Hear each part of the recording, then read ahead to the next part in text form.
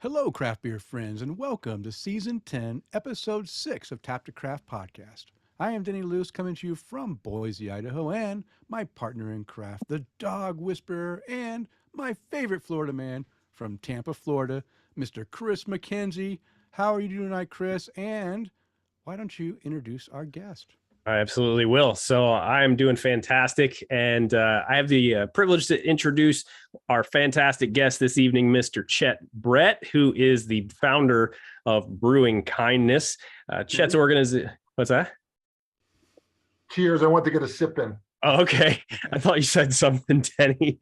So Chet's organization follows a simple yet powerful mission, supporting community-based nonprofit organizations in the activation of fundraising events and in creating community awareness. So we are going to be hearing a little bit more about Chet's craft beer journey and the great work that Brewing Kindness is doing. So welcome to the show, Chet. Thank you very much, gentlemen. So how are you doing this evening? Where are you joining us from tonight? I'm in the western suburbs of Chicago, better known as Chicagoland, as we refer to in the area. I'm in a town called Glen Ellen. Okay. A town I spent part of my youth here. So I moved back 11 years ago. I was in love with a gal who I moved out here for, and fortunately, I was able to find a career in the beer community. So I've had an 11-year run here. So actually just about now is the anniversary of when I moved back out here. So pretty excited about that. Terrific. All right.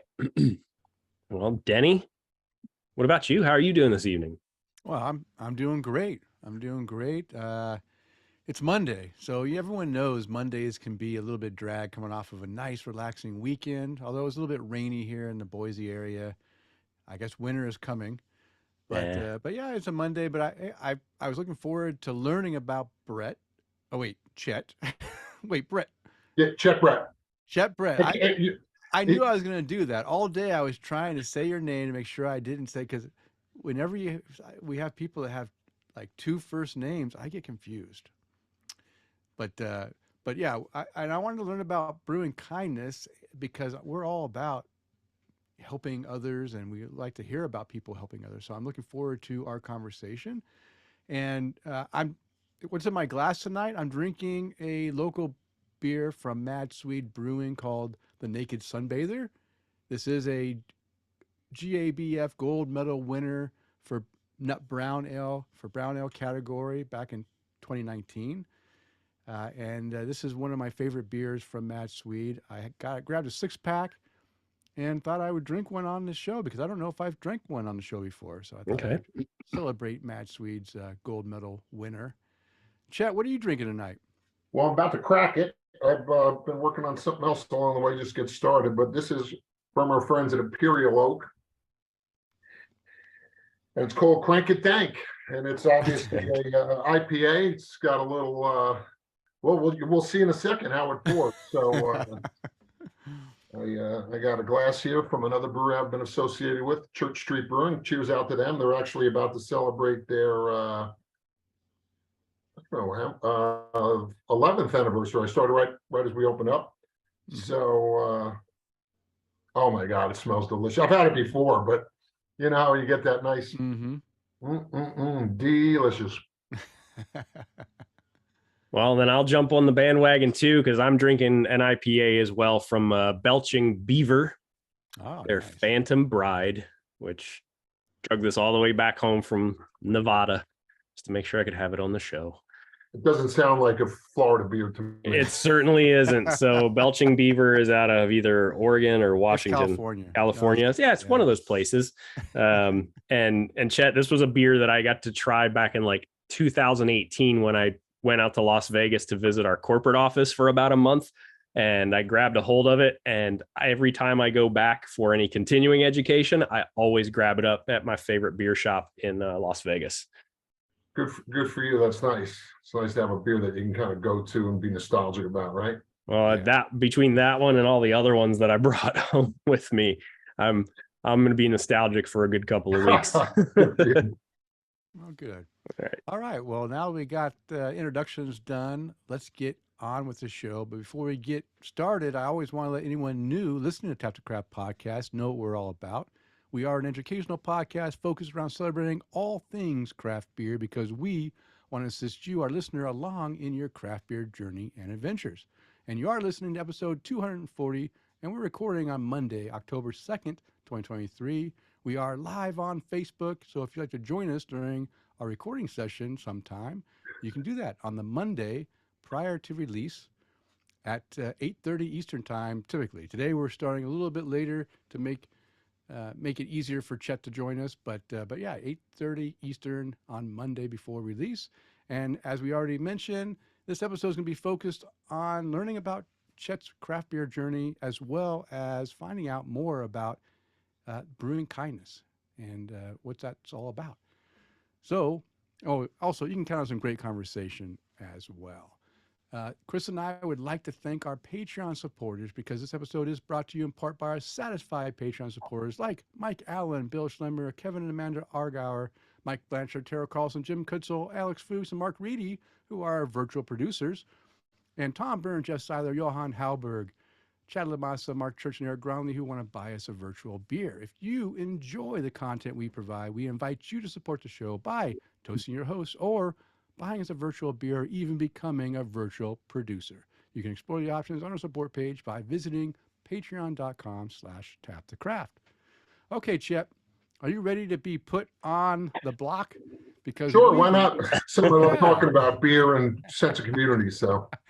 Well, first we want to learn about your craft beer journey. We love talking about people's craft beer journey because that's what this show is all about, is getting people started in craft beer and then seeing, how they evolve over time, because your craft journey is a journey in craft beer. So let's learn about your craft beer journey. So first off, how did you discover craft beer? Do you remember when you actually first came, into a craft beer and said, "Wow, this is something different," and then started drinking it? Yeah, it goes back to years ago. I like to travel, and when I was younger, I got a chance to travel a little bit more. Mm-hmm. And I was on a trip heading from California up to Oregon, and I guess it was the early 80s, and anyway, I stopped in a little town, stopped in a little brew pub, and I was drinking some beers that I had, it was just a delicious beer. It was more of a malty beer. I can't even remember the particularness of it, but I was like, wow, this is really a special experience. It's kind of evolved with what I've viewed as the whole industry. Part of the nostalgia and part of the experiences are what drives the story of craft beer. And for me, that was one of those that I was like, that was a nostalgic time of my life. I really enjoyed that. But, being a guy who's, hustling around doing 1,000 different, if we went through my career, if we get a chance later, I could tell you some different industries I've been involved in.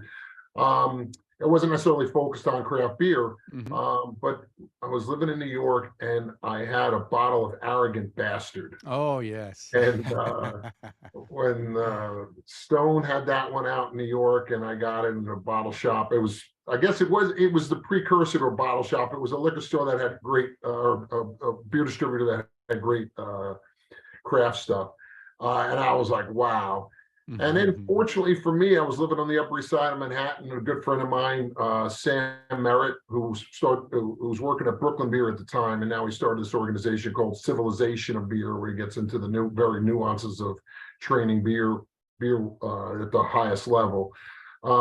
He was working at Brooklyn Beer. So I got an opportunity to spend a lot of time with him at Brooklyn, getting to know Steve Hindy and Garrett and the people over at Brooklyn, and being able to do events with him where I was volunteering, help pour. We do an event at the brewery, or do an event at the first New York City barbecue fest, and we were the only beer provider. So it was a pretty good experience sharing all the beer with all the hardcore barbecue teams, and getting all the great food from them, and we were sharing the beer. So then I fell in love, and I moved out to Chicagoland, and I needed a new career to start. So I said, you know what?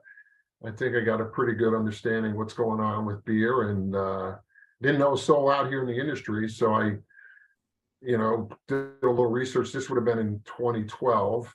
I did a little research and basically hit 5 or 6 breweries in one day. And the last one I went into was a brewery called Church Street Brewing. And they had just opened up. They had just packaged their first packaging of beer, and they hadn't even built out the tap room. So it's a spectacular facility. Even today, 11 years later, they put a lot of thought, and it's just a beautiful facility. And they were into making real traditional European styles, and particularly German styles. So they had all that down, and I had experience being able to talk to people and being out on the front lines of stuff. So I had done brand managing. I was doing tastings for liquor companies in New York, and done a lot of different things. So I was like, I think I can help you guys tell the story about Church Street Brewing. So 11 years ago, I went in and basically just kept showing up, and the industry's I've been fortunate to embrace me, and I've had a lot of fun for the last 11 years. It's funny. That's how I got on this show. Yeah. So good. So and that comes up a lot when, people have an interest. They might have been home brewing, or they might have been doing a lot of things, and they're trying to figure out, what's their foot in the door. Part about the train, if you can hear the train going, steaming by. People always want to know, how can I get involved with the beer community? And go to your local brewery that you've been hanging out and just say, hey, if you need any help pouring at a festival, I'd be more than happy to help you pour. And then, oh, you know what, if you need help cleaning kegs, or if you need this. And again, when we get to the CV part of my career and take you through, I produced independent films. Same story. You want to help, you want to be a filmmaker, volunteer, be an intern, be a production assistant, just find a way onto the set, find a way into a brewery universe. And then what you thought might be the thing might not ultimately be the thing, but at least you're in an industry that's a little bit more in line with what you think you want to do with life, as opposed to, I don't know if people still work in cubicles, but yeah, I do. I don't think the cubicle world is tough when you're doing it from your backyard or whatever. People are working from home. So, but that was the story how I got it, and I was fortunately in Illinois when I got here. It was just at the beginning of craft beer really exploding in Illinois. I mean, I don't know the numbers, but let's just say there were 40 or 50 breweries in the state of Illinois, obviously with Goose Island being a Mac Daddy, and they hadn't been purchased by Budweiser and Anheuser-Busch yet. So they were still the big boys, and a few others. And so, but now we have well over 300 breweries in the state of Illinois. So, and with that, you go from being a little story in a little industry, telling a little bit of an impact in the community, to being a real influential part of communities where legislators want to listen to you. They want to hear why you think this is important for their community. So I've been fortunate to see all that in the last 11 years, and it's been an awesome experience. Yeah, nice.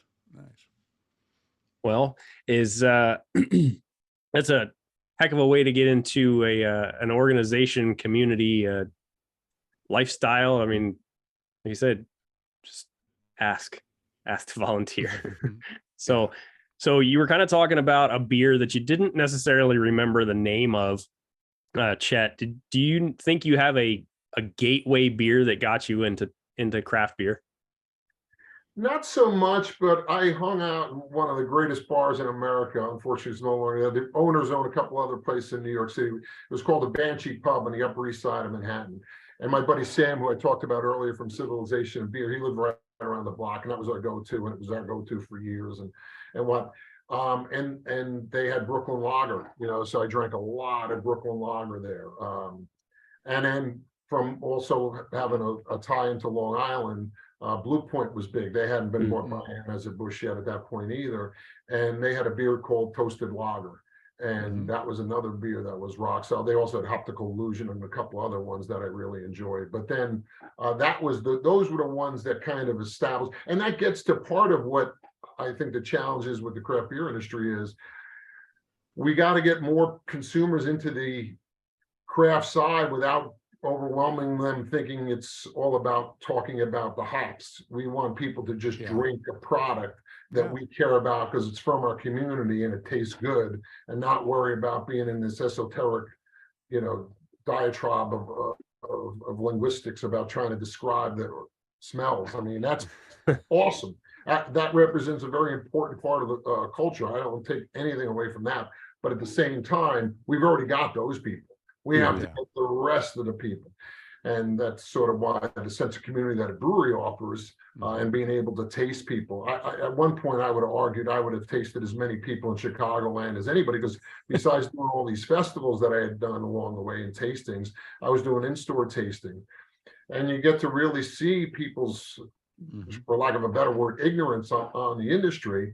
And so they'd be like, oh, I don't like craft. Now, again, this is 11 years ago when I first started doing them. Oh, you know what? I don't like craft beer, because they had envisioned everything was a hoppy, bitter IPA.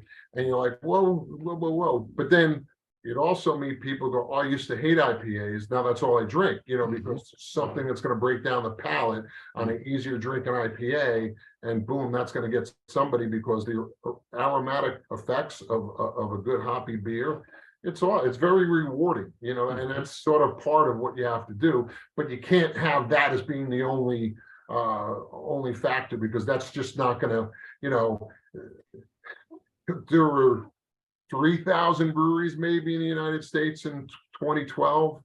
Now there's coming up on 10,000 if they're not already. So their consumer base, you know, the marching orders from the Brewers Association in the early to mid 2012, 13, 14 was to get to 20% of the beer market by the year 2020. But and that was 13 or 14% of the beer market. But then Lagunitas sold, so they came out of the craft side and they went into the big boy side. So that 1 million barrels or whatever that is no longer counted in the craft side. So as you're trying to get to that, so the idea is to try to get to more consumers, and that's in the challenge. You know, discussion will go all night, but that's why you have to be creative and you have to find ways to tell your story. Yeah. So Chet, when you were drinking your craft beer and enjoying that lager, which is a great gateway beer, by the way, to have a lager that is similar to what you were drinking before with the more big beer, but more tastier, obviously. Did you come across styles that you just didn't really enjoy very much? And if you did, how has that changed over the years? Have you learned to enjoy the style? Typically in New York, I had my routine, you know, that was the thing. Then I moved out to Chicagoland, and because, you know, I'm not married, have no kids, I gave my heart and soul to the industry for the last 11 years. Early on, because I was also selling and marketing the beer, our brewery, Church Street, through the whole state, ultimately. I was visiting breweries and I was seeing what they've done. I think back I went to visit my buddy Brant at Dry Hop Brewing. And he poured me a lemon sour beer, and I made such a face with it. And he's what you don't like? And I said, well, it's not that I don't like it. I'm just more of a sweet guy. I drink sweet things. I eat sweet things. I'm not a sour guy. I didn't have Sour Patch Kids as a kid.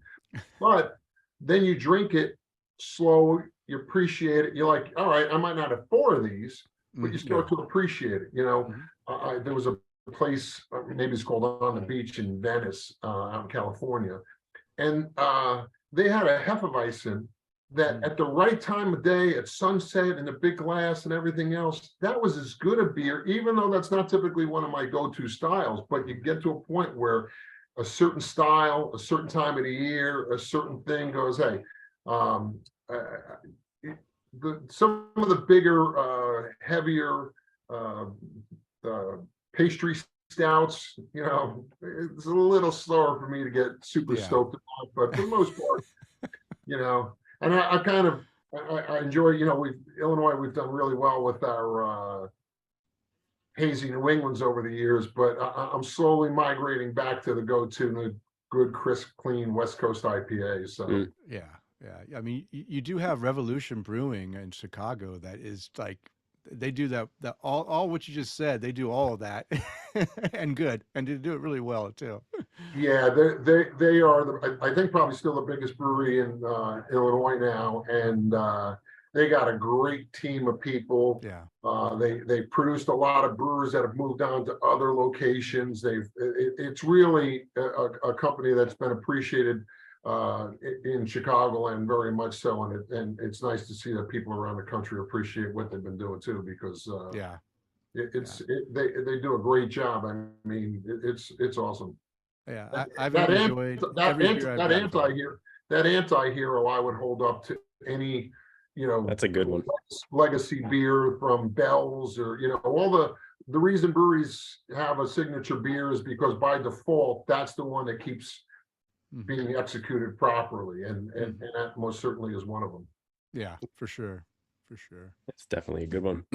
So do you have a favorite beer style, Brett? Jesus Christ, I did it too. Well, there's a story. That's not just me. There's a story about Chet 1T, Brett 2Ts. Jesus, I'm sorry, man. That's all right. We need to drink more. I would say I'm either going to drink a nice easy lager or a West Coast IPA. I think that's probably my default these days. My stomach doesn't handle the hazies as well these days, especially if I'm going to have a few. When I'm going after it, sometimes I know I'm walking down that prairie path in a couple of hours. I'm going to enjoy a couple of beers. So some of those, if you get too caught up in some of that stuff, it'd be like, ooh. And then I was listening to one of your earlier podcasts, and you were talking about, again, Dogfish Head and the 120. Sometimes you get involved in some of these beers and you're like, whoa, they brought it, and they certainly do. And again, it's brands like that and ownership like that give the rest of our industry a kind of thing to shoot for. Well executed, employee focused. They seem to care about their employees and the community. And Sam, and then he hooked up with Jim Cook, and they've got what they've been going on, and good for them, because again, we'll probably get into the minutia of the industry later, but it's it's a widget that's heavy and expensive to move, and you can only charge a certain amount because the big boys are able to produce a product that might give you 60% of that, but for a tenth of the price. You know what I mean? It's just so much cheaper to make these big industrial lagers, and to try to market and get market share when you have people going and paying. In Illinois, you can get a 30-pack for $15 of one of the macro brands, which, for people who are in that, it's the real hardcore guys have zero tolerance for some of this macro stuff. And I'm too forgiving in life to think that that's what we have to use as parameters to decide if we're going to hang out.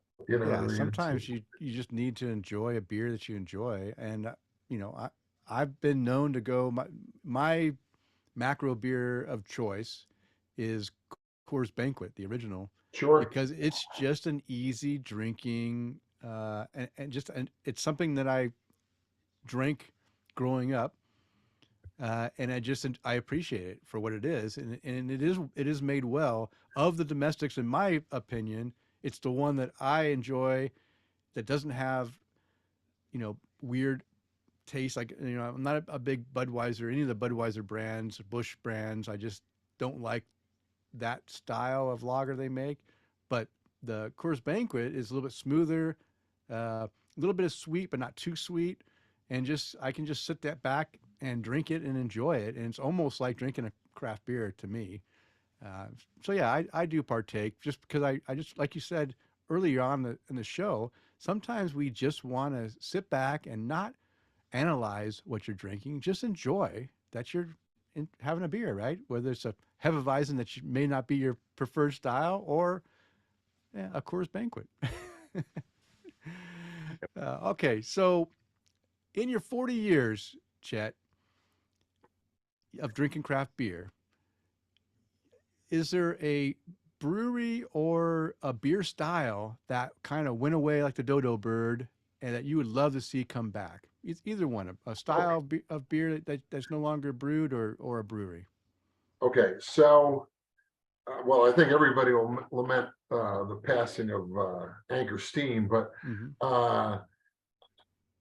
I was one of those guys. I liked a dry beer, so I used to drink Michelob Dry, having no idea what that even meant. It's just I was a Michelob guy, drank some Heineken along the way, but I would drink Michelob. Well, they came out Michelob Dry, and I didn't know exactly what was even going on in that.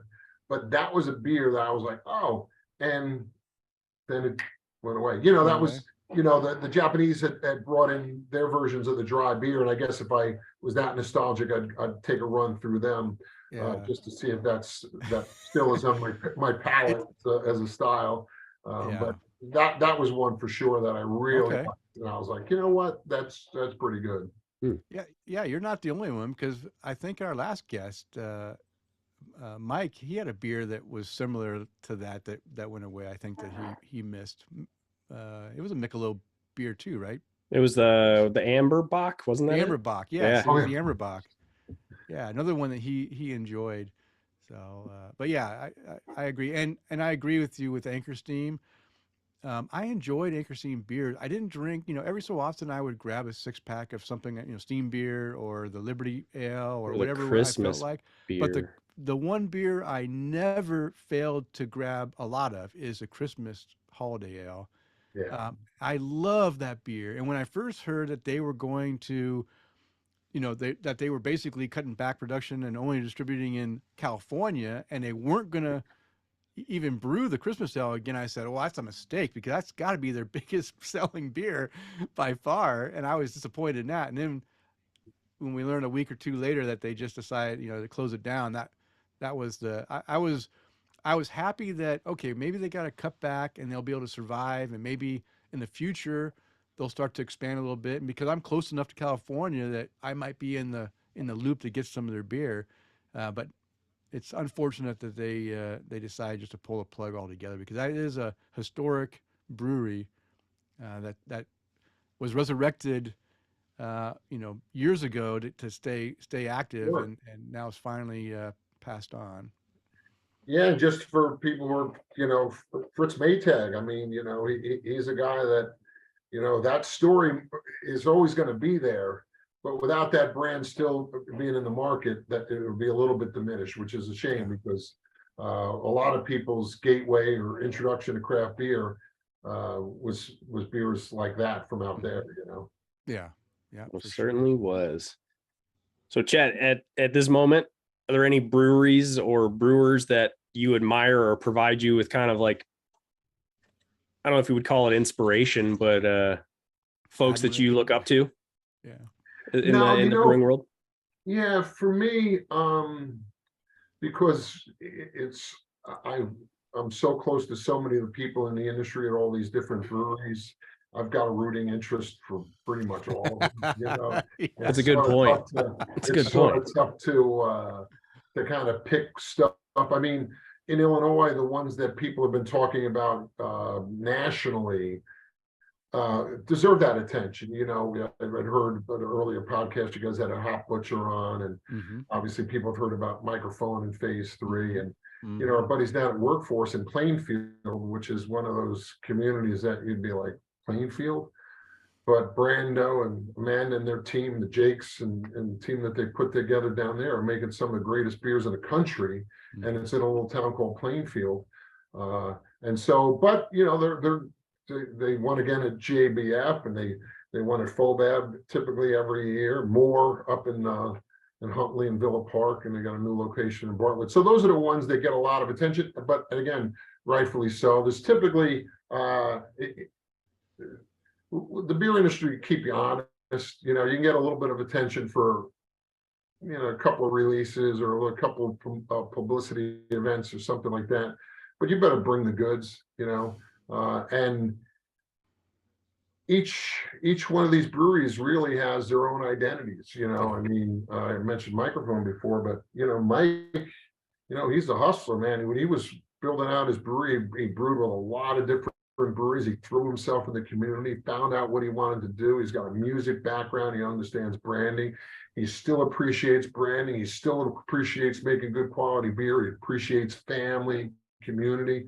So for a guy like him, he's helped telling that story, and he's pushing those stories out. Whereas some smaller breweries don't have the story to tell as broadly as that, because that's not what they started out to wanting to do. They don't want to do that. They'll let Mike be that, and all these other breweries will find their own version of what they're supposed to be as a brewery. But for me personally, I just like a good, local. I was thinking about the stuff that, in this industry, what the challenges and the benefits and this and that. When it's a brew pub and they also have food, you add a whole nother complex dynamic to what's going to make something successful. You could have a guy who makes the greatest beer in the world, but the front of the house is not married to the back of the house, so the store is not told as effectively. So for me, it's just a little easier to go to a tap room where it's just beer, where it's a little bit more of a one-on-one experience with the people involved in brewing. And again, it's easy for me to say, coming out of starting at Church Street, but that was all I was looking for. When I moved out here, I knew I was going to work in a brewery, but I had no interest to be looking for a brewery that was also a brew pub, because it's just a whole different dynamic. And I had been in the service industry on and off for 4 years, so it's not like I don't appreciate the service industry. It's just that part of it added too many variables that I didn't necessarily think I was as equipped to tell the story as. Yeah. And that's why what I'm doing now, I think, is a little bit more, community focused, as opposed to telling a broad story that has to be, sold in, a bottle shop 150 miles away. It's nice. I mean, there's a certain ego part of the industry that drives owners and brewers to think that part of the success is going to be how far away you can sell your beer and how many people are talking about it. But the reality is, and I've been on the front lines, and I can tell you about all the bottle shops in Illinois and the big bottle stores like Binny's, which are a great supporter of craft beer as much as the bottle shops. You have to marry that. You have to make sure there's a healthy balance with all that. But hey, how many people 150 miles away from me need to drink some esoteric style of beer from some brewer? Yeah, I don't know. I think we have to be a little bit more. I think they just have to be a little bit more honest with themselves, and they can do whatever they want. I mean, but when they're trying to figure out the math on that, you could sort of say, just because the distribution side of the business is, the top 5 or 10%. Love it. They're killing it. They're doing great. But everybody else who's just trying to get some beer into the market has these grandiose things and moving up and moving more. And the reality is, it's going to be hard, because you know what? There were 300 last year. They're going to be 320 this year. They're going to be 340. They're not going. I mean, fortunately, they're not going away. I mean, we've lost some great breweries around here in Chicagoland in the last 6 months or a year or two. But the rest is, keep your ducks in a row. Make sure you're providing a good environment in your community. That's what I think is an important part of it. Yeah. All right, Chet. Well, thank you for letting us inside your craft beer journey. We'll give you a little bit of break. We're going to get some feedback from our listeners, let you catch your breath, and then we will get into talking about brewing kindness. So we did get some feedback from last episode. Jeff Seiler, he commented on his favorite O breweries. He says Other Half, Outer Range, and Oscar Blues and Old Nation are his favorite O breweries. And we got a voicemail from our buddy Chad Lamassa. If you want to be like Chad and leave us a voicemail, you can call us at 208-536-3359, or if you'd rather, because you're not good with numbers, remember 208-53-ODDLY. Hey, pick up that phone and leave us a voicemail just like Chad. So, Chris, are you ready with Chad's voicemail? Sure am. Here we go. All right. Hey, guys, it's Chad. I haven't called in a while, so... Yeah, you haven't, Chad. First, I just wanted to say thanks to everybody that answered my the Crowler exploding question a few episodes back. Anyway, Chris, I wanted to let you know that I definitely bought the vitamin C for the can art. I didn't leave a note because I didn't expect the early recording for the last episode. Okay. I was just drinking on a Monday and didn't feel like leaving a note. Anyway, so you guys did your favorite O brewery last episode. So just wanted to let you know mine is Old Mother, who's in Frederick. I've had 25 of their beers, and all but 2 of them were 4.0 or above. The other 2 were 3.75. I don't remember why I left there. I didn't make them 4s, but I guess they just didn't quite rank that high. And then my favorite P brewery is obviously Pipe the Side, and I'm 4 away from them being my most checked into brewery overall. Wow. So I got to get back there and get a flight and make that happen. Yeah. I checked into a New Anthem beer and commented. I didn't see them often in Maryland, so I picked them up when I do. The brewery commented that they are working on being here in Maryland more consistently. I love when brewers toast or comment on my check-ins. It just means they're paying attention to us drinkers, and, that's always a good thing. And then finally, I got to see Emily Wolf at Checker Spot Brewing in Baltimore. She just, shredded and, just such a great show. And they have some great beers there, so that was a fun night. I guess that's it. Just wanted to give you a quick update, and I'll be listening. Take care. Bye. All right. Well, thank you, Chad, for taking the time and leaving us a voicemail. And I'm glad that you found all of our other listeners who chimed in with their help with the exploding crowler problem. I hope it doesn't happen to you again. And of course, Pipe the Side would be your favorite P brewery because that's all I ever see you check into, it seems like, on Untapped. Yeah. Which is good. Good for them. And you didn't tell us what the number for Pipe the Side is, how it can be your highest number of breweries. You know what it is, Chris? No, that's what I was just gonna say. He was so proud of it, and then we got all let down. Chad, come on, man. No, but Chet, we got some love for you on our Facebook Live here from the folks over at Church Street. They said we love Chet. Cheers. And then they're going to be celebrating their 11th anniversary. Not this weekend, I think the following weekend. So I'm hoping to stop by the Thursday before. Oh, terrific. And then Shane O'Neill hopped on and he said, is Chet the mayor of Glen Ellen? I don't know about that, but I mean, it's a great little town. Maybe if they paid, maybe I would be the mayor. Yeah, go for it. Go for it. All right. So now we gave you a little break, Chet. And but now it's time for our Brew Buzz segment. And our Brew Buzz is devoted to discussing various brilliant topics. This week, it's all about you and brewing kindness. So, I guess the first question, Brett, is how does brewing kindness work? I mean, we learned in the intro that it's out there to help, do some charitable events.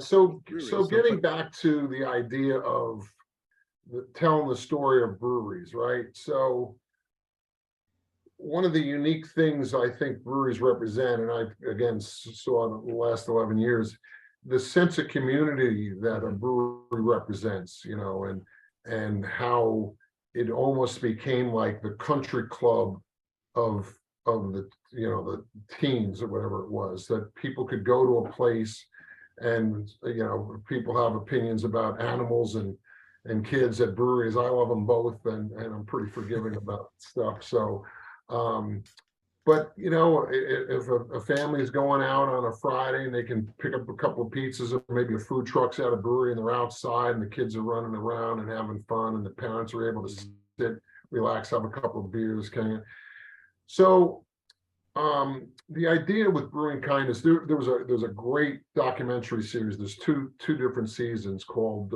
Kindness Diaries.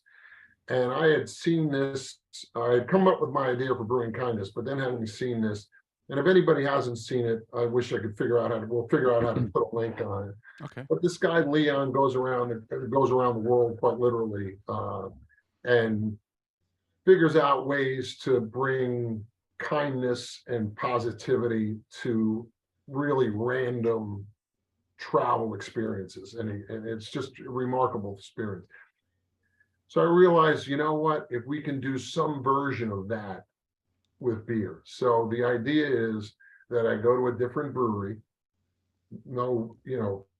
Fortunately for me in Illinois, I know most of the people at most of the breweries. Picking a brewery, letting them decide what charity they want to support and figure out what style of beer they want to make. I don't want to say, hey, well, all these times we do this, I want to have this style, because part of it is I want to just help them sell a fermenter of beer, whatever the amount's going to be. But typically it's an idea. So the idea is that $1 per pint, give or take, will go towards the local charity. Well, for example, in the town I live in, Glen Ellen, Two Hound Red, we did a beer for our homecoming a couple of years ago, Hilltopper Pride Pale Ale. And part of the proceeds went to the Glen Ellen Food Pantry, went to the Bridge Communities, which is a community outreach for families in trouble and need. And there was a scholarship, a Glenburn West alumni scholarship for the 100th anniversary. But that dollar that the brewery is going to give based on the dollar that they got off of selling the pint, I'm going to have underwritten from the support I get from our sponsors. So I've been fortunate to have great relationship with some of the suppliers of some of the ingredients in the industry. So Hopsteiner is donating hops. So the money that the brewery is going to spend to buy hops has now been offset by Hopsteiner. Country Malt Group is going to provide the malt, and hopefully Mega Yeast and some others. So the idea is that it's going to cost nothing for the brewery to give that dollar away. They're going to make a style of beer they're going to want to make. It's going to be, I think they can make a tough beer to sell, whatever they want to choose as their marketing thing. The thing is, I don't want to I just want to give them a little thing to add to their storytelling. And, breweries are scrambling, they're doing trivia nights, they're doing, and sometimes if people think that's not what I was got into beer, I just want to make beer. Well, you know what? You got to figure out how to get your community involved and supporting you. And the best way to do that is support the community. And it goes hand in hand. And by that, so for example, if you're in a community and your brewery is doing supporting an organization, but the organization isn't in a position to have events at the facility. Well, now you have an event at the brewery when you release the beer, and all the people that volunteer at the local organization or charity is able to say to their neighbors, hey, you know what, Denny, we're having a fundraiser at the Boise, Idaho Brewing Works, and we're going to raise some money. Come on down, tell your friends, and then all of a sudden you get a group of people in a situation where they're in a like-minded group of people. So the dollar per pint might only be a fraction of what it is. And my hope is that when I really get this thing up and going, which is one of my Achilles of life, is that administratively that's not my strength. But the idea that we'll be bringing money before the first pint is poured, and we'll be able to support long after, be telling the story. And then the last element of it is to work on a video element, which gets into part of my background of producing independent films and a lot of the other careers I've had along the way. So my hope is to just try to find breweries that are like-minded, that want to support something in their community that I can do to help tell that story, and then have like a travel log video of each one of these experiences that we can share and have other people go, oh, and theoretically the idea is that 5 years from now, somebody can be like in Southern California and go, oh, look at Elmhurst Brewing. They did this one back in 2023. Oh, you know what? I got to support them. And going back, and wherever the story is going to go. So that's basically it in a nutshell. So okay. Well, you did a pretty good job of summarizing it.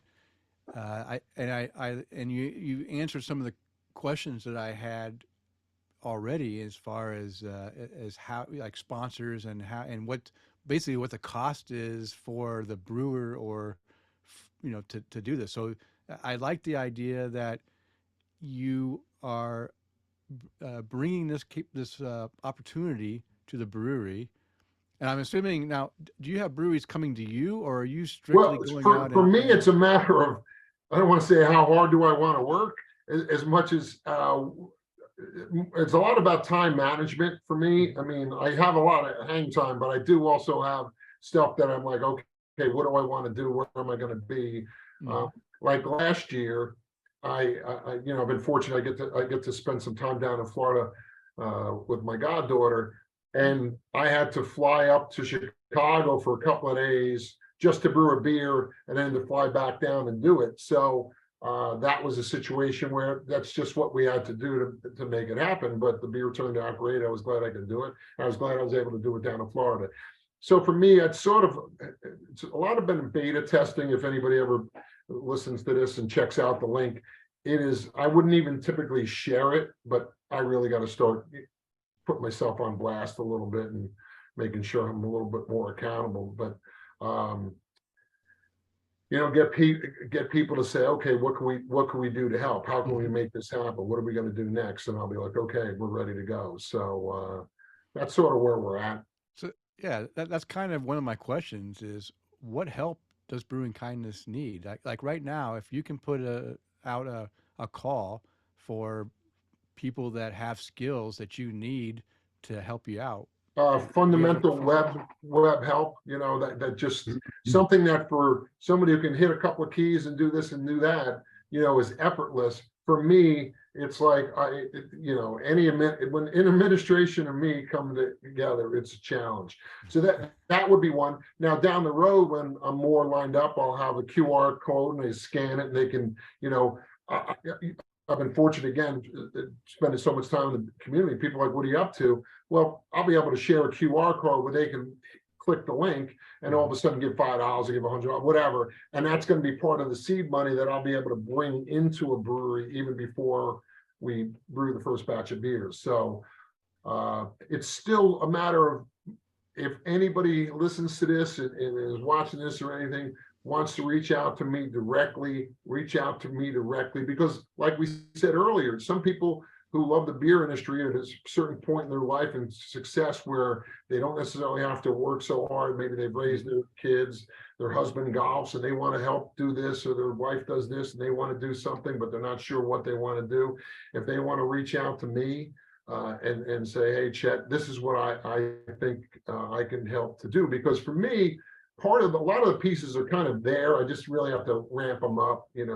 For example, some of the big liquor store chains or bottle shops or so, when I'm ready to go, it would make sense for them to want to be affiliated with something that's called Brewing Kindness, because we're going to be around like-minded people trying to tell the story to help a community. And I just want to be part of the conduit that helps tell that story. For me, that's, and because I know that all the points we highlighted earlier that makes breweries a unique environment, that people are in them. You're not going to a dry cleaner and go, oh, by the way, we're going to be a fundraiser for the local food pantry, or we're going to have a dog daycare center on the back because we're going to, that's not going to happen. But in the beer community, there's opportunity for people to come together and kind of support each other and support the community. Do you have charities come to you seeking help? No, the whole point, Denny, is to have the brewery dictate what they want this event to be. I've done St. Baldrick's. I've shaved my head off and my hair off at these events. And each one of these places, it takes on its own little identity. And it's important for me to kind of respect what the brewery storytelling is all about. But therein lies a little bit of the challenge, trying to figure out, ownership and people involved in breweries and timeline and brew schedules and whatnot. So it's a little bit of a dance. But once the mechanics of this thing start rolling along, we get a little bit more efficient in the process. But I've had friends who, we're talking about Chris down in Florida. How we even got into this point of discussion is Chris made a comment of a post that I shared because I spent time with Chance and Doug down at Tampa Bay Brewing Company, which was a great visit. And I was glad I got an opportunity to spend time with them, and I know Chance over the last couple of years. And that all stems from a group I was affiliated with a little bit, Hope for the Day. And they came out with a beer, a little bit different concept, same style, kind of replicated around the country. And they thought it was going to be a little thing locally, and then some breweries in Florida picked it up, and Levin Brewing, Jillian and KJ, They were, and hopefully there'll be a brewery that will do Brewing Kindness. So it's not for lack of breweries as much as it is for me to say, okay, I'm ready to kind of start ramping this up a little bit more. But if I encourage anybody who knows a brewery, has a group, or has a charity that they want to pitch to their local brewery in, Timbuktu, and say, hey, I want to have a fundraiser. I got this guy. Let's all get together and make it happen, because there's too many resources for me to try to figure it out from afar, where somebody in the middle of it can say, hey, you know what? I got a Corvette dealership. I'll bring all my Corvettes on a Saturday. We'll release it and we'll give it to St. Jude's or whatever the Corvette people do. I don't mean to be so curt about it or whatever, but it's some groups have their group. So that's actually pretty cool that you mentioned KJ and Jillian. I've been chatting back and forth with them about having them on the show too. Oh my God. It was one of those things that I walked out of there after just meeting her, just to tell her thanks for the support. Here's the, I'm not sure I'm doing it properly, but the hope for the day, it's okay not to be okay. I just introduced myself, came down and thanked him for the support for the organization. And we hit it off, her, Jillian and I, like Mike and I. So it was like awesome, to the point that she shared some very nice social media thing. And then, now you got a vested interest in a brewery in Riverview, and you're following how the kids are getting bigger, and they went through all the stuff you go through when you're going through these things with different breweries. It's just been kind of fun to see that. So Chet, you mentioned you have a wide variety and experiences of careers over the years. So I guess the one question I have for you is, what did you learn from those careers that really have helped you with Brewing Kindness? Well, I think probably the closest analogy I have is I produced a couple of independent films, and in that sense of community, there's a lot of similarities. For example, writing a script, producing a movie, and telling a story is no different than coming out with a brewery, right? You got something, it's a family struggle through Nazi Germany, or you want to make traditional German style beers. All right, this is what we're going to do. I'm going to tell a compelling story. I'm going to write this movie. It's going to be that way. Or I love to travel to Munich. I love Oktoberfest. I'm going to start a German style beer, and this is what it's going to be. Now, that said, using the analogy I brought up earlier, volunteering, you can get people to help you do a lot of things for free in a brewery that you couldn't get, at the local dry cleaner, to become them again. You know what I mean? I can't get people to train dogs for free. That'd be great. Yeah, exactly. And then with the film industry, that sense of community, people were all working together, especially in the independent side, the real small side. Even the top person's not making that much. I produced a couple of movies. I didn't make a dime, but we made sure the people who were the tradesmen, the sound people, lighting, and all these other people got paid.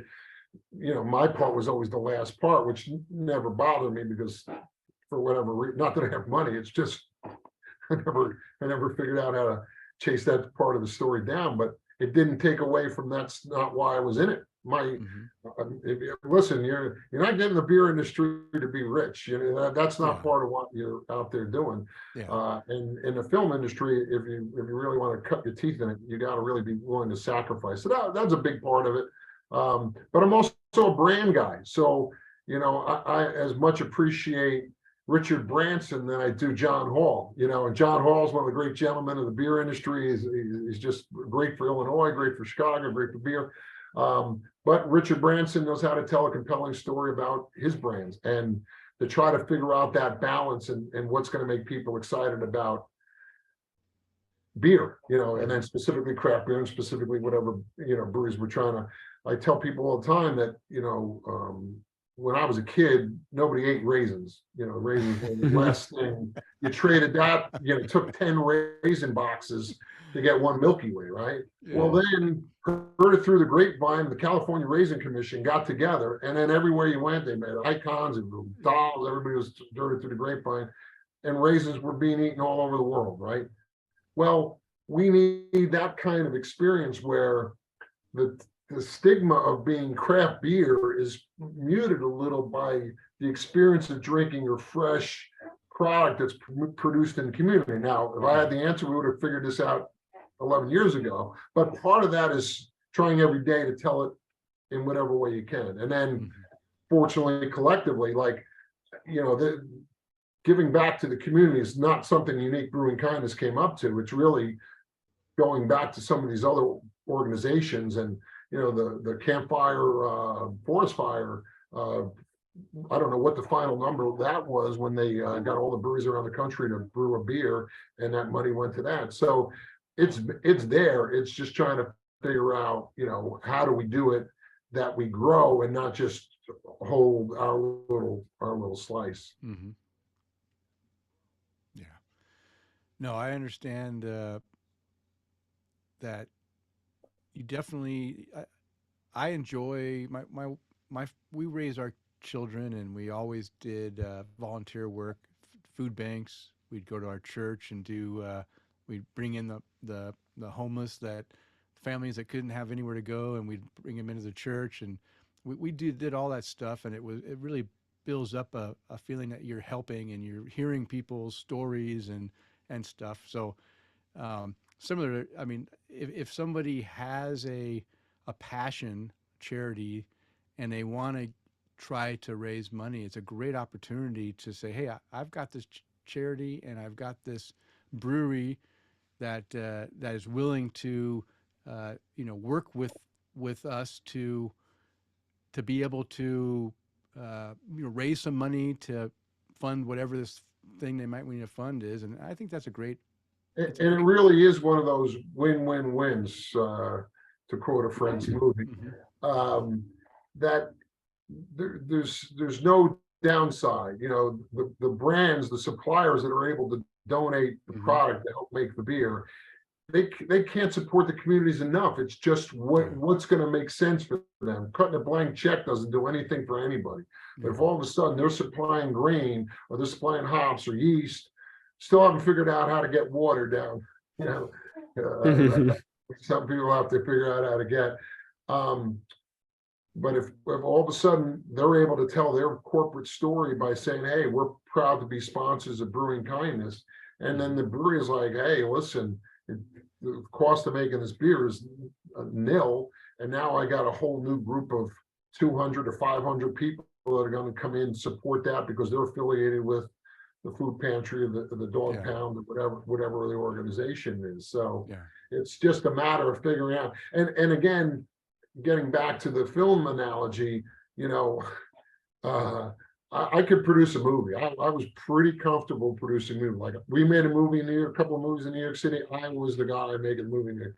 But that was the day we were making a movie. I didn't have the permits. I didn't do any of the paperwork. All that was handled by a guy who went to West Point, my buddy Jeff. And every, there are people who are doing things that they're good at. The things I'm good at, I feel very good about what I'm good at. The stuff I'm not good at, I need help. I have a friend, also a Glen Ellen resident, or previous Glen Ellen, my old high school. And, he does pro bono work for a big law firm that, is going to help us do the filings on the 501c3. The good thing is, we've already given away all the money already without having to go through the organization. So they're going already to YME, which is female breast cancer research. This was for male breast cancer happens. Our buddy Brett and his mom, Peggy Miller. Brett had gotten diagnosed with breast cancer, and there was not people to turn to for a guy with breast cancer. So we were able to bring attention and support them. This group in Elmhurst, we did one with Elmhurst Brewing in the summer, and the community in Elmhurst it came out and support the beer, but they do this event. It's do epic. The beer is called Do Epic Shit, and they have this no frills fun run where, I mean, they've raised over $1 million in the last 10 years or whatever it is for the community, and the only parameters for the people, the recipients of the money, is that they live in the community and their family in hardship. So they do all these other fundraisers, but we just became a little part of that help storytelling. But again, that organization was able to help us when we released the beer to come down and support it. And we had a great day and meet the people that support their group. So for us, it's a lot of fun to be in that community of like-minded people to say, hey, this was not a bad way to spend a Saturday or Tuesday or Thursday, or whatever. Mm-hmm. And on top of all that, one of the other fun parts of it is the brew day, which can be just like in the beer industry, you guys have followed collab beers, and guys go there and typically it's one guy doing all the work, sort of like not going to besmirch the hardworking people on the highway department watching one guy. I'm not going to say it, but that would happen sometimes on these collab brew days, which is sort of what it should be. There doesn't need to be too much. But anyway, you get a day where it's a brew day, and you have all the people from the local breweries come down, and then if we can get the guy from Hopsteiner, we can get Paul from Hopsteiner, we can get Tim from Country Mall, and he can introduce his products that he doesn't necessarily, you know, they sell, they move product, but spending FaceTime with a couple of brewers at the same time, it just makes a fun day. So even that part of the story makes a unique experience, which for me is what I'm in it for, because all the other stuff I get anyway. I mean, you know, with or without this, I'm having fun. So yeah, when I can tie this stuff into it, it even makes it funner. Well, good. So I don't know. I think you did a pretty good job of getting everything across with Brewing Kindness. Did you have any other questions, Chris, you wanted to ask? I mean, he answered all of our questions without us even having to ask them. Well, again, getting back to part of my previous careers, one of which was film and television. I went to a thing, the TV trade show, which is, you can only imagine, King World and all these big syndicators have, imagine McCormick Place filled with the biggest and highest profile groups, but they had a pitch me thing in that. And you get the 30-second elevator speech and you kind of tell the story. And for me, you know, it's a pretty easy story to tell. I've been fortunate. I got to go to Washington, D.C. and lobby Congress on a couple of several years on different issues that relate to the beer industry. That was going to be my next questions. And you know, what are the challenges and what the industry faced? For example, one of the years I went, they wanted to try to get, I think, the Food and Drug, somebody involved in the repurposing of our spent grain.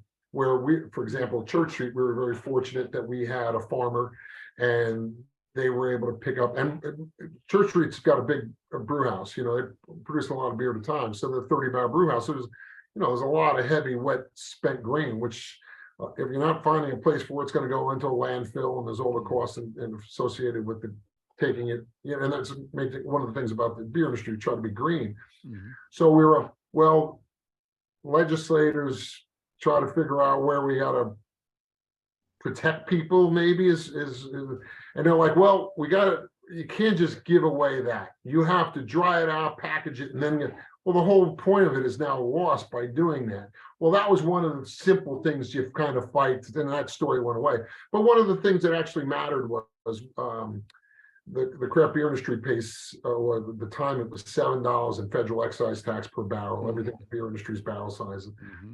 And so we were trying to tell the story, well, we think it should be $3.50 as opposed to $7 a barrel. And we were able to get that done, you know, and it's one of those things, you know, when you hear politics and you're not necessarily dialed into it, they got to score the legislation and figure out where, if we're going to lose $3.50 this way, where's that $3.50 going to be saved in the community? And then you say, well, it's going to get another employee, he's going to pay some more taxes, we're able to buy more fermenter, you know, all the dynamics like that, which is above my pay grade, why that makes all sense. But they understand that in the community, you want to try to come up with ways to make growing industries like the craft beer industry a little bit more viable based on what hadn't necessarily been understood financial parameters. What these legislators are asked to decide on are only what are being whispered in by this group or that group. So, for example, you go to Washington, D.C. on these lobbying days, and it's the Brewers Association. They take care of everything. Fly you out, you're there, and you got breweries and representatives from every brewery in the country. It's just every state in the country is just an awesome experience. It's just great. But as you're walking around and you get your half hour with your legislator or your assistant to the legislator, you leave and you walk past all the people with the purple shirts. And those are the people for Alzheimer's awareness. And they're going in to tell their dog and pony story. So each one of these people telling their story to these legislatures is getting a little bit of the attention of what the community needs, right? And so if you can tell a compelling story, and breweries have been telling a compelling story of employment, community, all the things we talked about before, you're like, hey, you know what, this is something we can get behind, and you know what, we'll give you that. So specifically now, some of the legislative stuff we're dealing with in Illinois is direct to consumer, which, if you've ever ordered a bottle of wine that's shipped from some winery in Sonoma or something like that, you want equity, you understand there's some challenges with budgets and whatnot, but you want decisions to be made that is beneficial to all of it. For years, distributors, the beer distributors, the people that are bringing the beer from the supplier to the stores, they've had a big control of the legislative storytelling. And when you have 30 or 40 breweries in a state 11 years ago, the powerful guys from distributors can dictate that a little bit. Now you got 340, 50 breweries in your state in all these communities. There's that many legislators now that are hearing that story. It's not just the ones that are telling the story by the big guys. Now you got people in these communities downstate that are hearing the story. Like, you know what, that is a good thing. I need to do what I can to support that. So I do have one more question. Are you focused on using brewing kindness in the Illinois and Florida areas, or are you? No. I actually look forward to maybe putting one together in Coeur d'Alene, Idaho. One of my angels is my cousin Dave. He's out in Coeur d'Alene, and he's got a little bit of a rooting interest in a small little brewery out there, and I can't wait for the opportunity to get one going out there. And it's just a matter of my imagination and how much and how quickly. I had started this years ago in terms of daydreaming and where I want to go with all these things, and I was like, well, I don't want to dictate any preconceived ideas with it. And that if all of a sudden I find myself in Alaska, my cousin works in a restaurant up in Alaska and he's got a relationship, and all of a sudden I got an excuse to go up to Alaska and brew a beer to bring attention to the plight of whatever their issues are going to be up there, I'd welcome it. So, and again, talk about, besides the help with some, online stuff, some production help, probably I've got with the local university to try to get some production help shooting some stuff, but it's all there. It's sort of when I'm ready to kind of really step it up, which is now, which is why I appreciate the opportunity to talk to you guys and whoever's watching or listening to be able to help, tell the story about it. So we're glad we were able to help get your story out there, and I'm hoping that we have listeners around the world. I know around the world is not going to help, but at least around the nation. Well, not so quick. Around the world's definitely on the horizon. We're not above that, but yeah, I mean, in the industry, I've been fortunate. I've done some fundraising events with, there's a group called Blessings in a Backpack.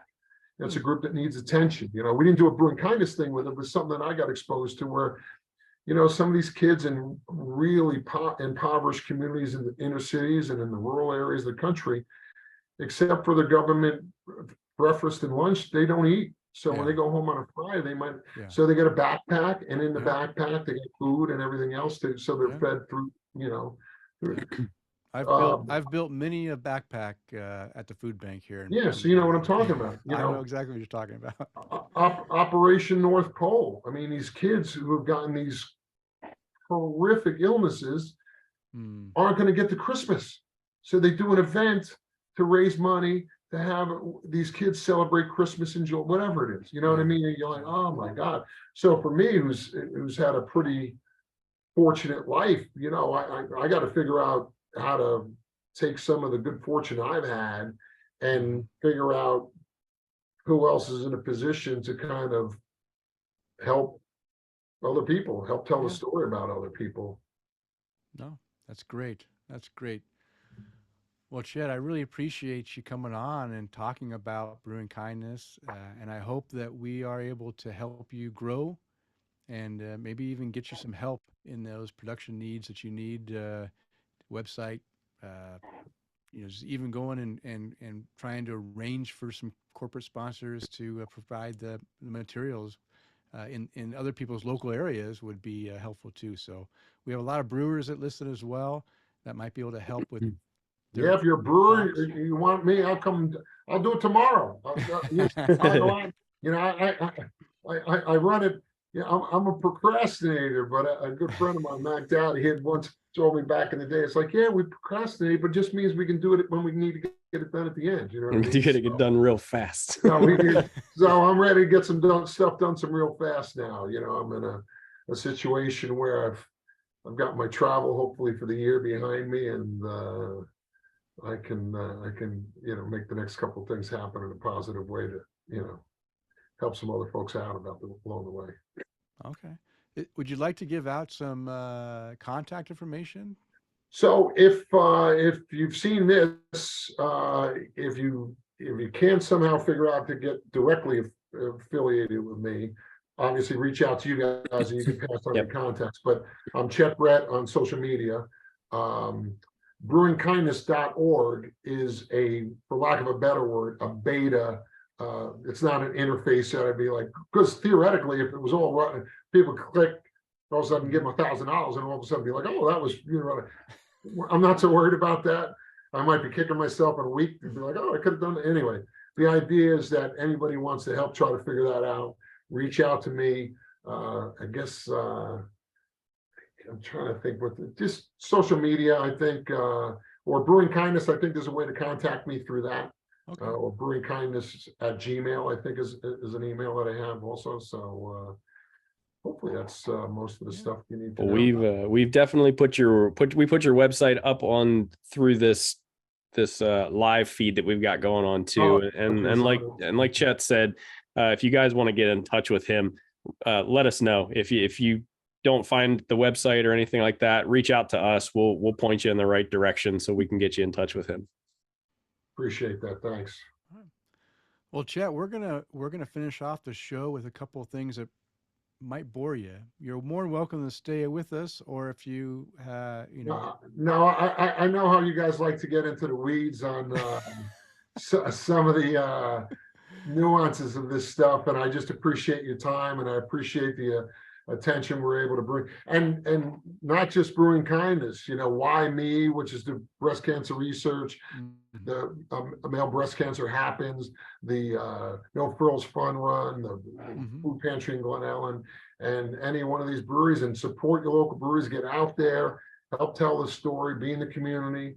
And then I heard a couple of episodes back, you were talking about festivals and the challenges with that and whatnot.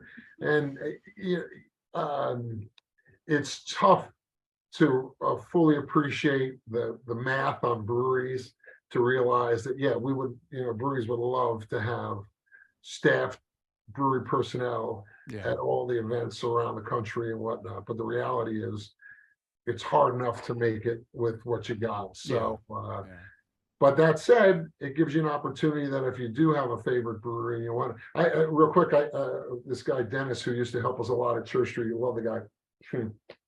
He goes, Chet, I'm buying a ticket for the fest and I want to help pour. I go, Dennis, if you buy a ticket, I'm not going to let you pour. I said, if you want to help pour, I will get. So come to Saturday, he's there and he's pouring. He's not letting anybody else pour. He's pouring. And people are like, oh, do you own the brewery? He goes, nope. Guess what I am? He goes, what? They go, what? He goes, I'm just a consumer. I just love this beer. And he knew as much about the beers and as they were released, and he was diligent like that.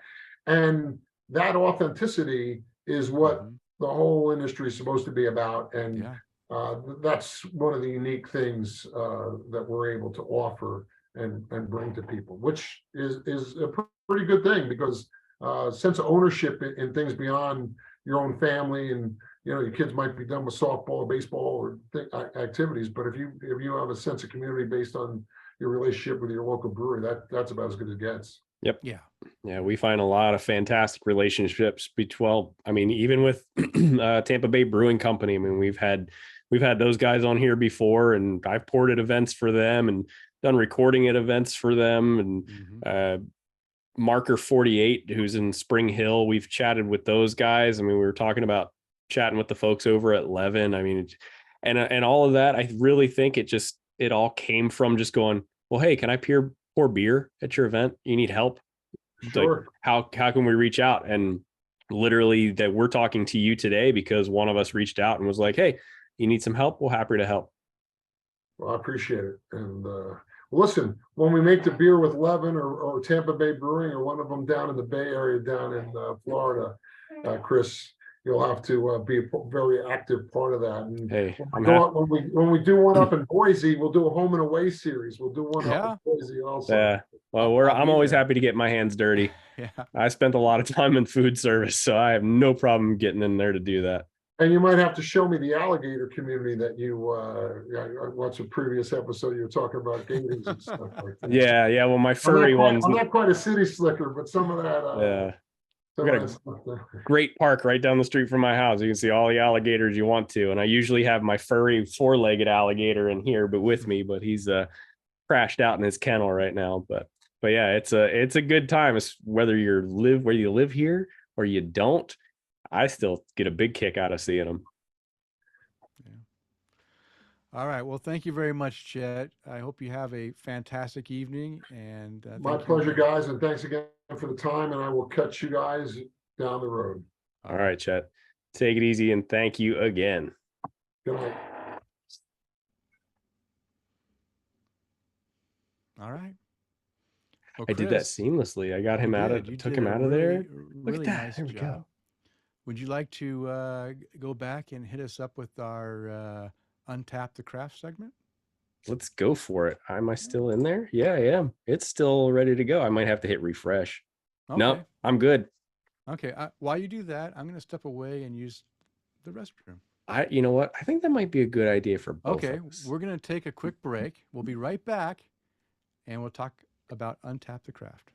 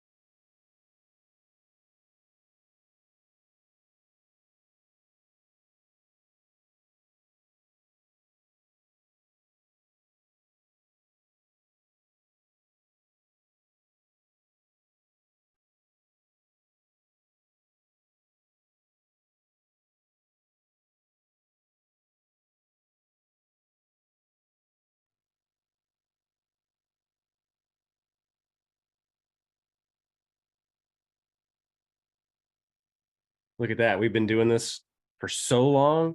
It takes us the same amount of time to go to the bathroom. Look at that. Yeah, and we only lost half the amount of Facebook Live.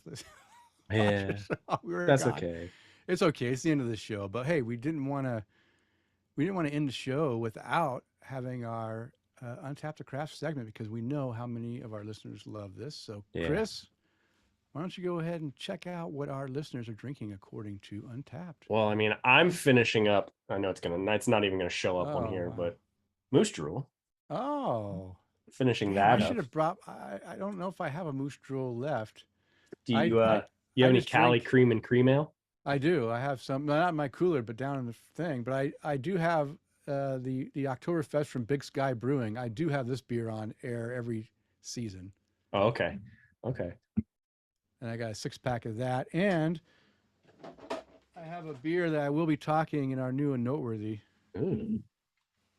So did you get this one when you were in I didn't. It's that logo looks familiar. pFriem. Yeah. You know what? I didn't. And I absolutely could have. My bag when I came back from Las Vegas was 2 pounds overweight. Uh-oh. So I had to shove them. You had to shotgun one real quick. Oh my God, that would have been great. Excuse me 1 second.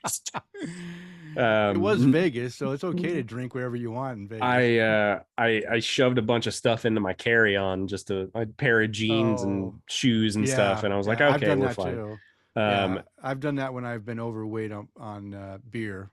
But I ended up getting this Cali Cream and Cream Ale. It was a multi-pack. It was the creamsicle one, the peach one, and then the regular one. Yeah. What'd you think of the peach one?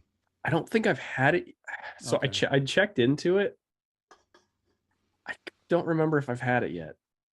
There was a little bit of time by the pool at the Alexis Park Resort, Las Vegas's most fancy resort. And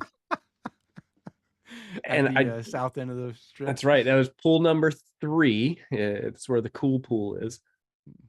But I don't remember if I've had it, but I told myself that I promised I would adjust my check-in. However, it needs to be adjusted because I think I rated it like 3.5. But I don't remember drinking it. I remember drinking the creamsicle one.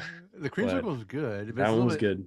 It's a little bit much. I can only have one. Actually, all the Cali Cream I drink one and I'm okay because they are a little bit sweet, but they are good. But the peach one, I wasn't a big fan of. As we know, I'm not a big peach fan. Yeah.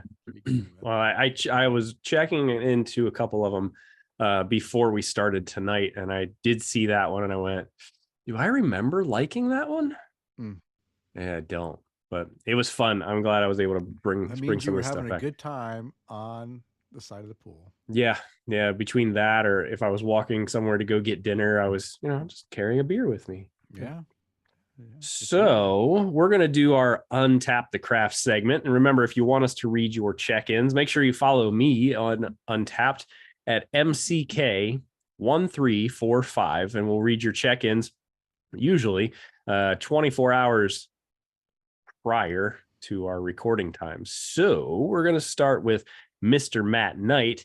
He is drinking a pineapple yuzu kind IPA. It's their August batch, if anybody's wondering, by Three Heads Brewing. And he says, what a blend of tropical and piney flavor. I would think that is supposed to say as someone that doesn't like sweet coast IPAs, West Coast IPAs. How many of these did you have first, Matt? As someone that doesn't like West Coast IPAs, I'm paraphrasing because that's not what it says. I'm enjoying this one. Solid beer, 4 cap rating for that one. We'll click toast on there. Next on the list, Emily Allen drinking an Oktoberfest by Naked Dove Brewing. She's drinking this one at the Rush Fire Department Station number 1. What a place to drink a beer. I checked into a few fun places in Las Vegas. So she said solid Oktoberfest. On the sweeter side, 3.5 caps for that check-in. Art Warcheck is drinking a Dun Dun Dun by Hot Butcher for the World at Giant Eagle Portage Crossing Market District. He gave that one 4.25 caps, but no notes to go along with it. Climbing on up the list. Ooh, this is a classic. David Martin is drinking a Delirium Red. Ooh, oh, I have that in my fridge. I love all those beers. Yeah. 4.5 caps for that check-in. No notes. I like the red. Let's see. Jeff Weesey checking into a Peach on the Beach by Homestead Brew.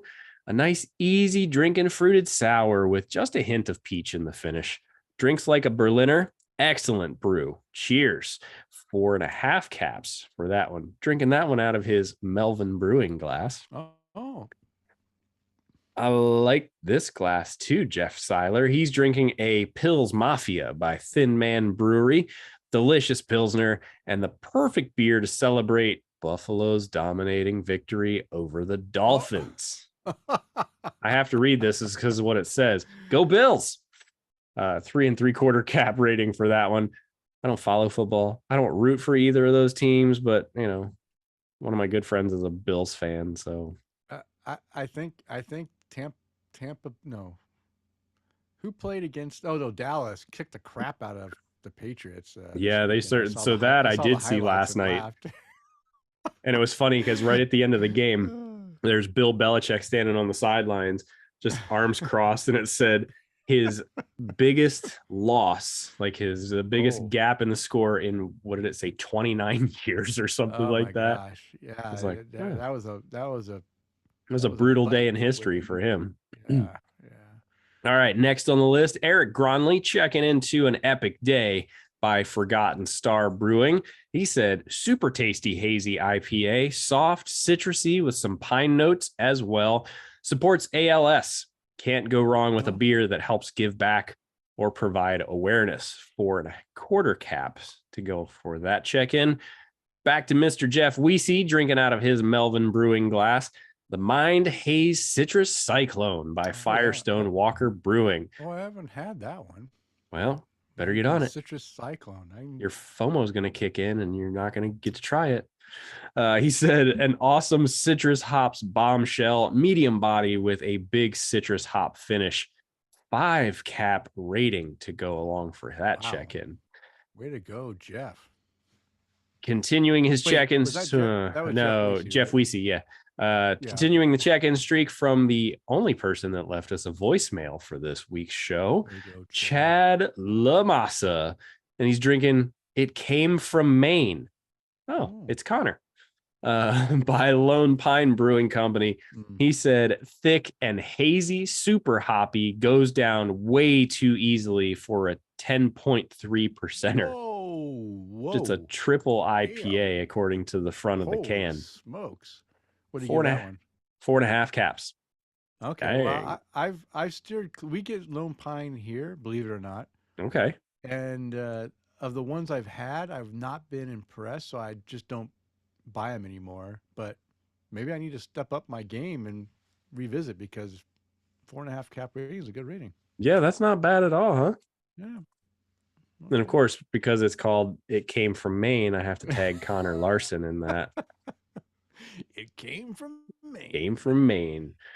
Wonder when I'm going to see that giant guy next. Next on the list, Bill Schlemmer is drinking a Slaposaurus by Three Floyds Brewing. Ooh. Checking in at the cottage on Bass Lake. And he said, refreshing old school double IPA on a 72-degree evening on Bass Lake. Piney, hoppy, bitter IPA, but tasty. 4 cap rating for that one. What's going on in Wisconsin where it's 72 degrees and it's been in the 40s and 50s in Boise? Come on. Did you see what it did in Wyoming today? Or today? Oh, it snowed. It snowed already? Oh, yeah. I was thinking it was going to snow yesterday with all the rain we had. I was like, listen, it was cool here today too. And I say cool, but like I was standing outside going, wow, it's starting to feel really nice outside. It was a brisk 85. I'll admit I didn't look, but it was right after we ate dinner and we were just kind of letting the dogs out to run around and stuff like that, and standing out in the backyard and going, it's starting to feel nice outside. It's getting to be part of my favorite time of year. Well, good. Yeah. Next check-in is from Tara Carlson. She put aside watching The Bachelor for long enough to check into a celebration by Sierra Nevada. Yeah. Okay, I have to read it. Okay, hang on. Found the 12-pack of celebration that we had hidden away. A 12-pack? How can you hide a 12-pack? Of fresh hopped beer? I don't know. Yeah. I have to drink it before the next vintage comes out. It's still holding up pretty well. 4-cap rating for that one. And then she's also, you've been chatting back and forth, I see. It says, and I'm realizing that beer pictures without people make me sad. And what I really want is a Martzen. You said Jim's a sneaky guy hiding a secret stash and then forgetting about it. Yeah. How do you forget about a 12-pack of celebration? Denny, I still have a 4-pack of Markerade and Marker Light sitting next to my desk. I've already drank all my Marker 48 stuff. This stuff's too good to let I know, but around for too long. Look at what just happened though. I got all this Marker 48 stuff, and then I went out west and got more stuff and gotta stop spending money. Anyway, she gave it a 4-cap rating, and I hope it's holding up as well as she says it is, because that's starting to get a little on the older side, and that new vintage is on its way here very soon. Yeah. And Kyle Marrero from Marker 48 said, "Oh wow, need to drink them, brother." It's like, yep, I agree. Next on my list is from Matt Knight. He is drinking a Change Rotating Double Dry Hopped IPA, Mario. By Warhorse Brewing Company. It's a me, Mario. He said, I bought for the Smash Brothers inspired can art. The beer happens to be pretty good too. All right. 4 1/4 cap for that one. And I'm going to refresh my screen, see if anybody got some check-ins. That's what everybody's drinking. Okay. All right. Well, thank you everyone for drinking some great beers. But now it's time for us to talk about our great beers. It's new and noteworthy beer time. Chris, since you just got done chatting, let me go first. Let you rest those vocal cords so you can talk here in a minute. But it's been 3 weeks since we last recorded, so I have 4 beers I want to talk about because I had some good beers to chat about. The first one is what's in my glass right now. What's in your glass right now, Denny? The pFriem Family Brewers West Coast IPA. And I gave this one a 4.5 cap rating. What I said here is really pleasant aroma, candy citrus that follows into the flavor, along with hints of strawberry and peel zest. There is some piney notes as well as finishes with a pleasant bitterness. Not a traditional West Coast IPA, but maybe a more modern adaptation. 4.5 cap rating. I think some people are not, because it says West Coast IPA, people have a certain, and I had the same thing. I thought, it's going to be a nice piney citrus IPA.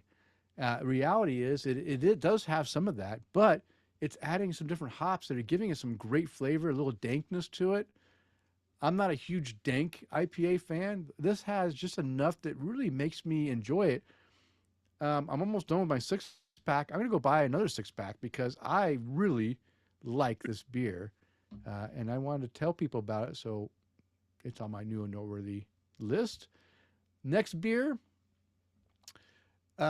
is from Bearded Iris Brewing out of, I think it's Nashville, Tennessee, if I'm not mistaken. My buddy Bob went to Memphis, Tennessee, and he went and had some Tennessee beers and said, wow, I had a couple that I really want my buddy Denny to have, so he brought them back for me. And I've only had one of them. I need to drink the other one. Nashville, Tennessee. Is it? Yeah. Chris will talk about the one I'll be drinking and probably talking about next episode. But this one is called Chief of Chiefs Double Dry Hopped Double New England IPA. I gave this a 4.5 cap rating. I said my buddy Bob picked up a couple cans for me when he was in Tennessee last week. Really tasty New England double IPA. Great ripe tropical citrus fruit flavor with a berry flavor in the finish. and super easy drinking. Really enjoying this beer. Again, 4.5 cap rating. And then I already drank a Mad Swede beer on air tonight. My first beer of the night. I have another one on my new and noteworthy list. It's called the High Trellis. It's a fresh hop. My first fresh hop pale ale of fresh hop season. I gave this one a 4.25 cap rating. Delicious. Had 2 pints of it. Finally had to create the beer to check it in. Really tasty. Yeah. This was so fresh off the fermenter. They didn't even have it on tap out in the tap room. They had it back in the brewery. I got 1 pint, went to check it in. There was no check-in for it, right? There was no entry on tap. I liked it so much, I went for a second pint, and I said, okay, now I got to create the check-in because I want to check this beer in. Mm-hmm. I went back this last Friday, and I had 2 more pints. Ooh. Yes, this beer is really tasty, really good. Hey, cheers to Jerry at Mad Swede for brewing a great fresh hop beer that I really enjoyed. And my last beer, I got to find it now. Here it is. Oh, boy. I bought a 6-pack of this to take camping. My last camping trip was the weekend before last of the season. Yes, I made 5 camping trips since I bought my trailer in July. Not bad for a partial summer thing. 5 trips. I got a 6-pack of this Sockeye Brewing beer.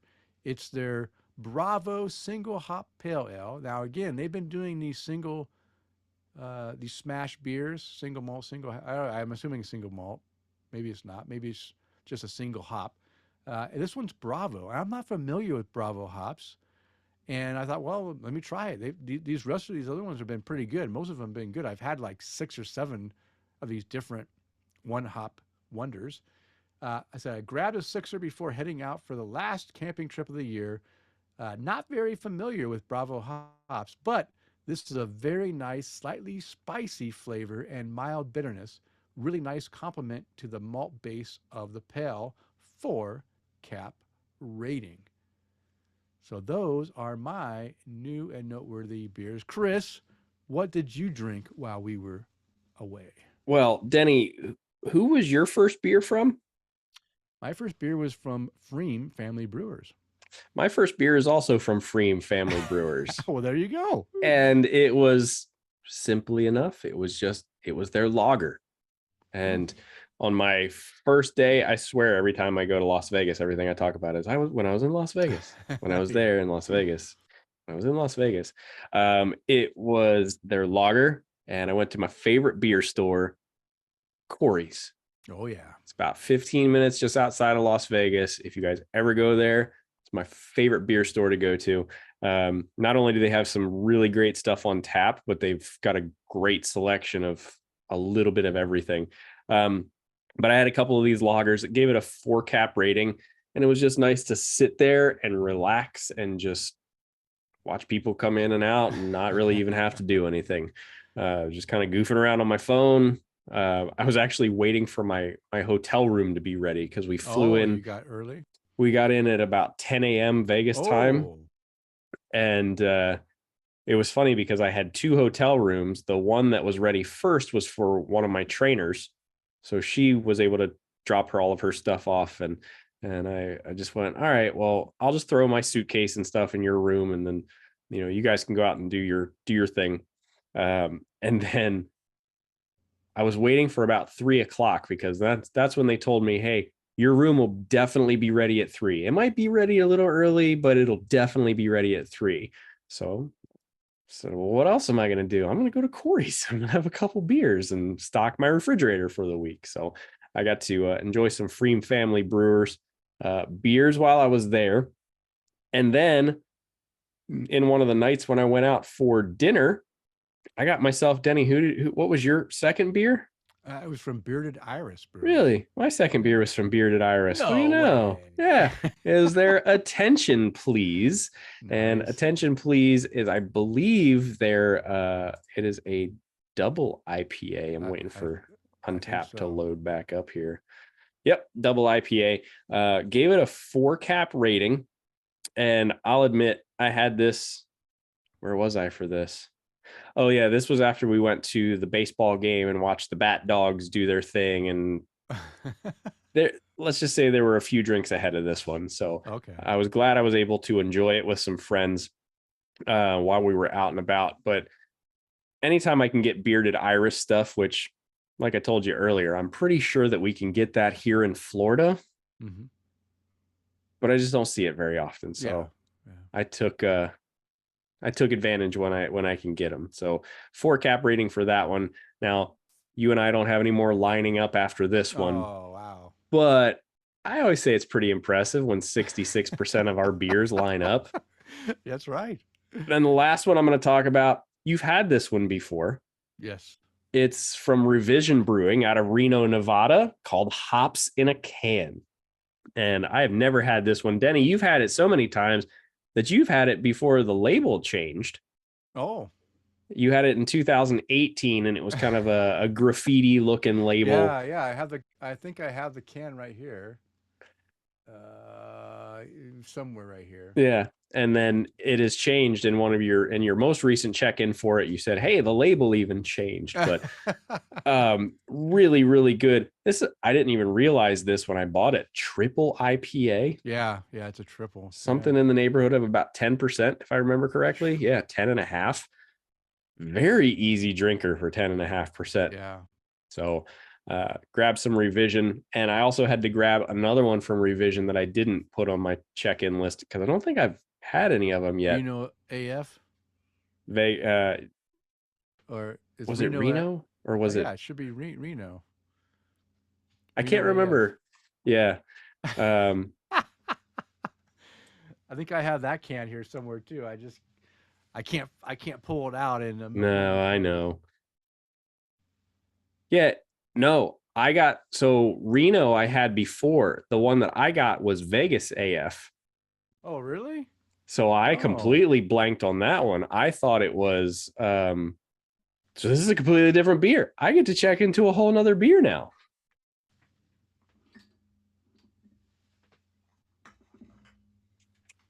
I'm so excited about that. Oh. Because I have this can. That's the one. I found it. Yeah, that's the one. I love this can. It's a cool label. Is this the new one or the old one? That's the new one. That's what I have. This is awesome. I think I have the old one too, sitting somewhere. And I found this one. Look, I pulled it out of nowhere. Well, this just made my day because I have the old label from the Reno AF because that's where Revision's out of. Yeah. And then I bought Vegas AF. Okay. All right. Which I haven't checked into because I don't think I've had any of them yet, but I bought it assuming that it was it's just a different version of it. Nope, completely different beer. Okay. Completely different beer. So I'm looking forward to trying that one and also making a label out of it. But Revision Brewing Hops in a Can, 4.25 cap rating for that beer. Wow. Nice, Chris. Nice. Been a busy couple of weeks. All right. Well, you know what? I'm almost done with my third beer tonight. I'm almost there myself. And wow, good. Well, look at you. Are you off tomorrow? No. I'm glad you decided to drink with me tonight and have for once.